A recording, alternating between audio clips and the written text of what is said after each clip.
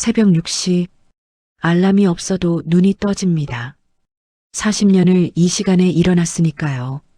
오늘은 출근하지 않아도 되는데 몸이 먼저 기억하나 봅니다. 거울 앞에 섭니다. 흰머리가 섞인 머리를 빗으며 문득 생각합니다. 언제 이렇게 나이가 들었을까? 엊그제 20이었고 30이었고 40이었는데 어느새 60입니다. 저는 올해 60이 되었습니다. 한평생 일만 하다가 처음으로 멈춰섰습니다. 그리고 그제야 이상한 감정들이 밀려오기 시작했습니다. 23살 처음 직장에 들어가던 날이 아직도 기억납니다. 가방 하나 달랑 들고 서울역에 내렸습니다. 시골에서 올라온 촌스럽고 겁 많던 아가씨였습니다. 그때는 여자가 직장을 다니는 게 지금처럼 흔하지 않았습니다. 여자가 무슨 직장이냐, 시집이나 잘 가라. 그런 말을 수도 없이 들었습니다. 그래서 더 악착같이 일했습니다. 누구보다 일찍 출근했고 누구보다 늦게 퇴근했습니다. 왜 그랬을까요? 지금 생각해보면 인정받고 싶었던 것 같습니다. 여자도 할 수 있다는 걸 보여주고 싶었고 부모님께 짐이 되고 싶지 않았고 동생들 뒷바라지도 해야 했으니까요. 첫 월급을 받던 날을 기억합니다. 봉투를 열어보지도 않고 절반은 고향으로 보냈습니다. 나머지로 하숙비 내고 교통비 내고 밥 먹고 나니 제 것은 하나도 남지 않았습니다. 그렇게 살았습니다. 매달 매년 제 인생이 아니라 누군가를 위한 인생을 살았습니다.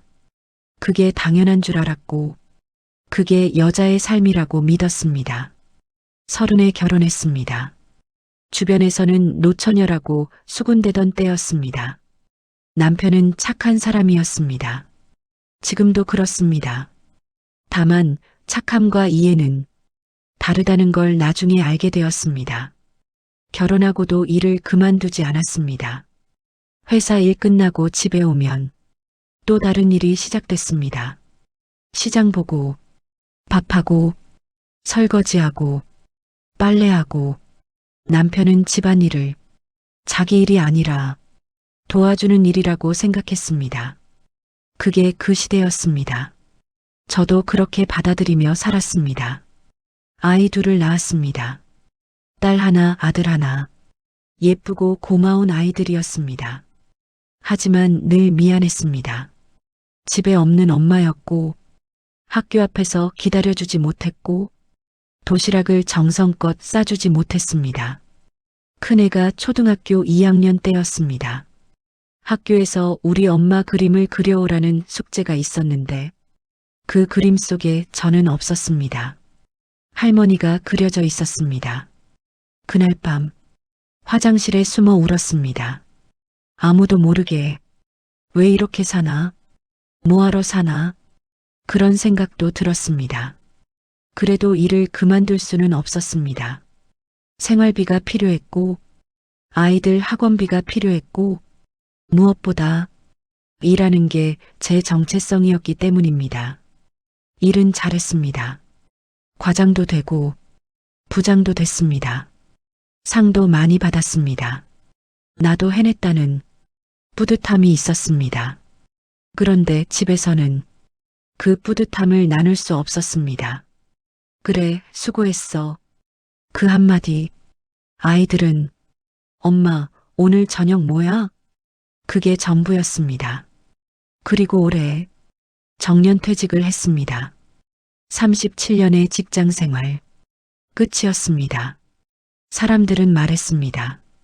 고생 많았다. 이제 쉬어라. 여행도 다니고 취미도 해라. 하지만 막상 퇴직하고 나니 무서웠습니다. 아침에 일어나 갈 곳이 없다는 것, 할 일이 없다는 것이 생각보다 견디기 힘들었습니다. 처음 일주일은 좋았습니다. 이제야 쉰다는 생각에 마음이 가벼웠습니다.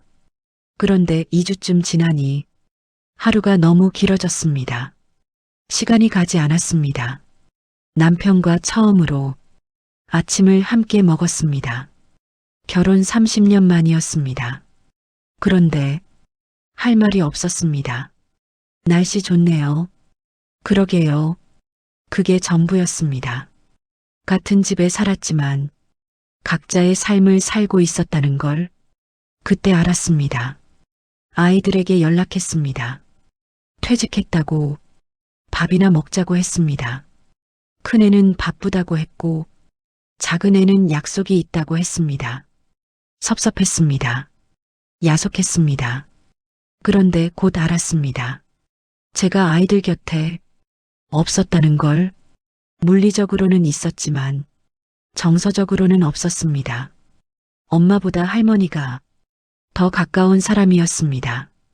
거울 앞에 서서 물었습니다. 나는 누구인가?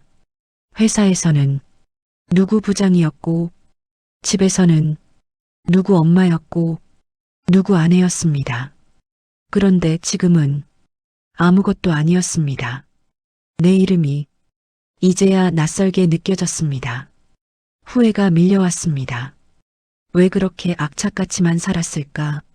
조금만 덜 일하고 아이들이랑 더 놀아줄 걸, 남편이랑 더 이야기할 걸, 운동해도 하계회도 한 번도 못 가봤습니다. 항상 다음에, 나중에 그렇게 말했습니다. 하지만 다음은 오지 않았습니다. 집을 정리하다 상패들을 보았습니다. 모범직원상, 공로상, 근속상, 그걸 보며 문득 허무해졌습니다. 이게 내 인생의 증거인가? 먼지 쌓인 상패가 37년을 말해주는 건가? 회사에서는 이미 저를 잊었을 것입니다. 일은 그대로 돌아가고 저는 없어도 괜찮을 것입니다. 화가 나기도 했습니다. 왜 우리 세대 여자들은 이렇게 살아야 했을까? 일도 해야 하고 집안일도 해야 하고 항상 미안해하며 살아야 했을까? 외로움도 밀려왔습니다. 바쁠 때는 몰랐던 외로움. 조용한 집에 혼자 앉아 있으면 숨이 막힐 만큼 외로웠습니다. 그리고 두려웠습니다. 앞으로의 시간이 목표 없이 그냥 늙어가는 것 같아서 그게 무서웠습니다.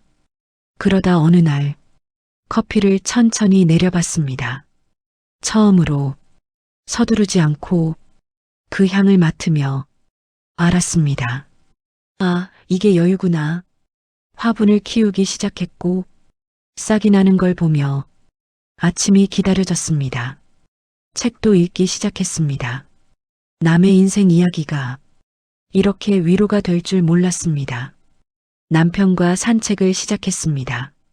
시시한 이야기부터 날씨 이야기, 꽃 이야기, 강아지 이야기, 조금씩 마음이 열렸습니다. 아이들과도 다시 이야기하게 되었습니다. 미안하다고 말했고 아이들은 괜찮다고 했습니다.